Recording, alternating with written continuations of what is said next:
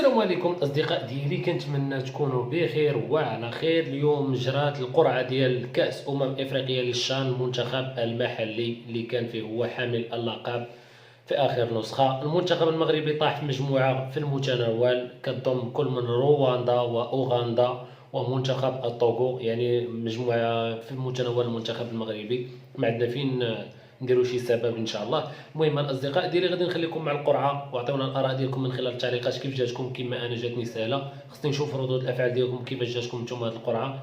واش عندنا الامل ننتصروا ولا نتاهلوا ولا نجيو حنا الاولى في المجموعه. المهم هادشي كامل بغيتو منكم نتوما الاخوان ديالي، ما تنساوش تشجعونا بلايك.